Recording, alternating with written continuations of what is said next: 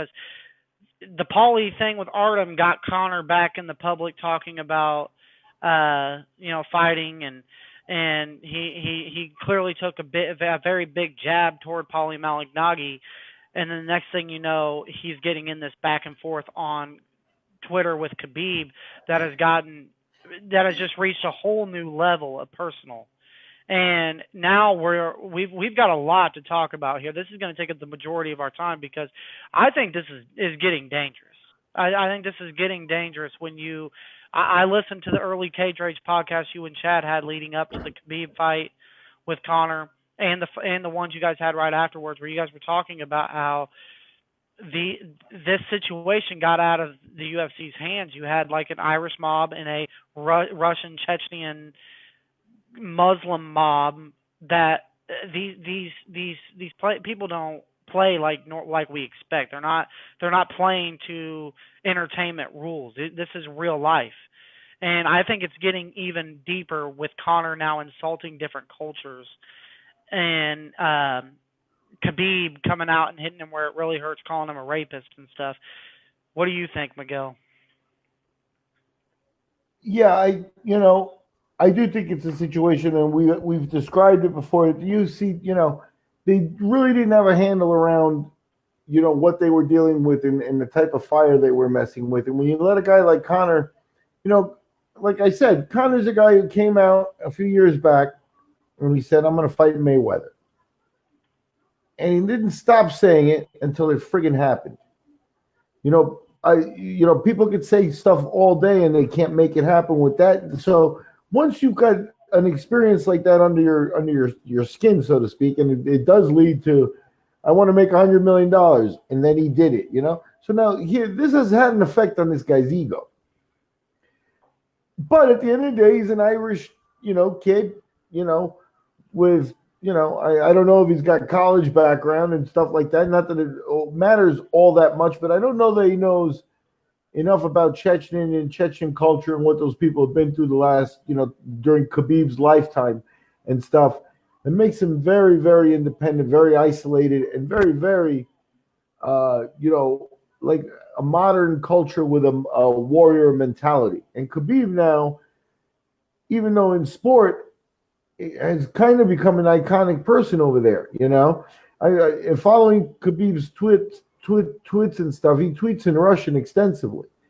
And when you translate them and stuff, I mean, he went to a play performance in his home country, and the play was, I don't know if it was something that was LGBT or something like that, but Khabib, because of his religious stance, came strongly out against the play. He said, this is garbage kind of thing. And, his voice is now powerful enough in that country that, the producer of the play was on Twitter fast, apologizing and, that sort of stuff. So, yeah, you're talking about a guy who's got a voice and a guy who comes from a way, people who've been at war, had their backs to the wall, and, have a completely different mentality and a completely different value of life than Westerners do. And to insult them, it's something I would never do. I would do, not to build up a fight, not to do any of that stuff. Not unless it was done, truly done in a work fashion where my manager called his manager and said, "Look, we're going to cross some lines. You go ahead and call me a rapist. I'm going to call you some type of religious freak, and we're going to cross the lines." But even in that type of circumstance, I think what you're getting at, and what we're going to talk a little bit about too, is even in that circumstance, the UFC had orchestrated it at that level. Now that you've invoked religion and stuff like that, you could have one of Khabib's 700,000 Twitter followers take it the wrong way, and he's not, they're not controlling all 700,000 Twitter followers. He can control his camp. So even then, I think now they've crossed some lines here. McGregor's always shown he would cross lines,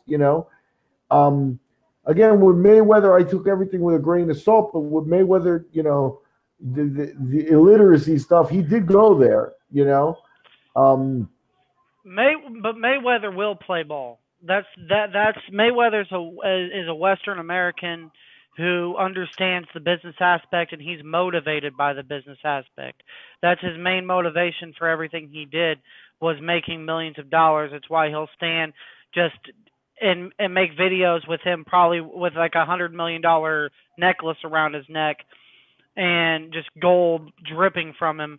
I mean, and he even labels himself as his nickname, Money Mayweather.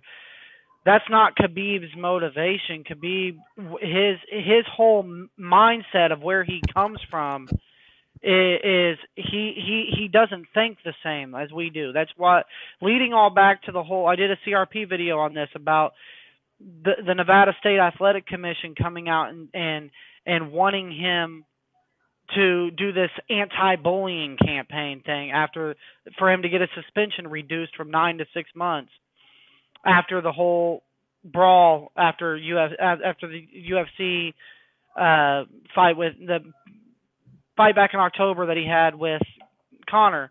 And he came out and he was just like, no, I'm not doing this. Vegas tolerates gambling and prostitution and drugs and all this. That's all over there, and alcohol.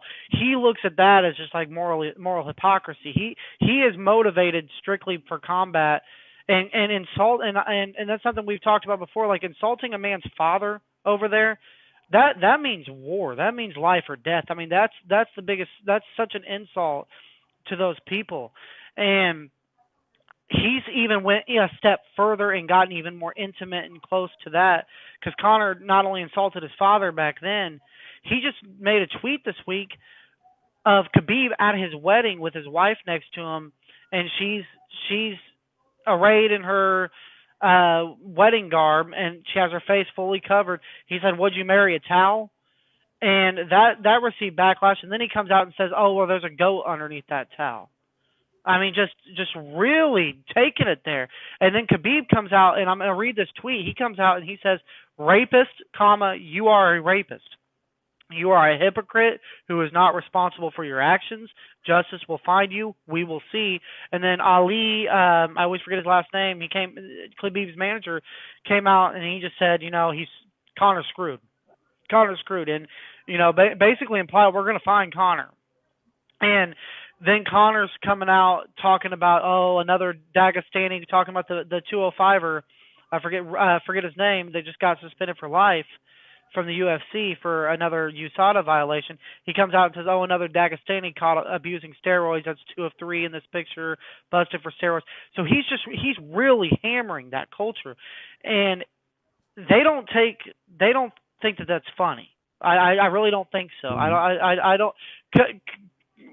Mayweather was probably looking at the, why are you carrying a book bag, Floyd? You can't even read. As, well, that's gold. That's gold. That's funny. That's gold. That's gonna generate even more attention. People are gonna be excited. People are gonna like that. And he's probably looking at Conor like, you have been everything that I've been wanting for years to have alongside me. And I don't see that with Khabib. I think Khabib's really going to take this seriously, and I'm afraid, like something you've talked about, I'm afraid of this getting out of control for the UFC. I'm afraid of.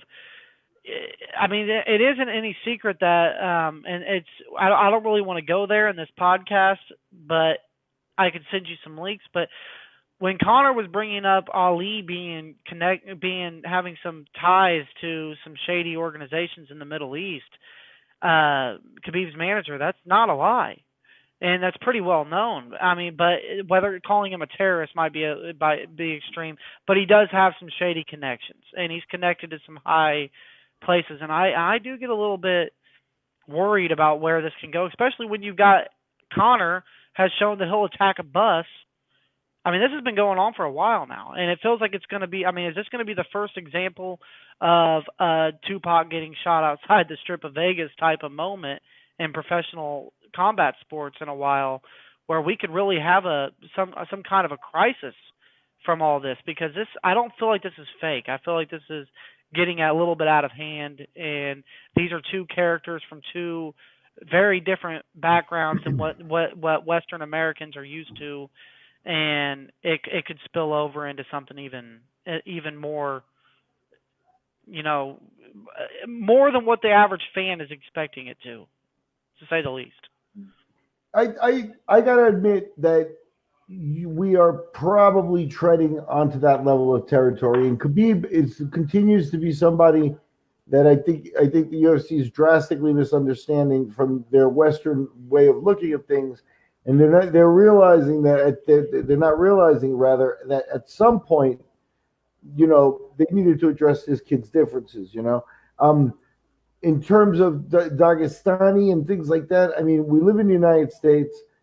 I would have done whatever possible. I had at one point, I had access to Russian fighters extensively, and we did an actual seminar with Fedor. Fedor did a seminar in New Jersey a long time ago for us.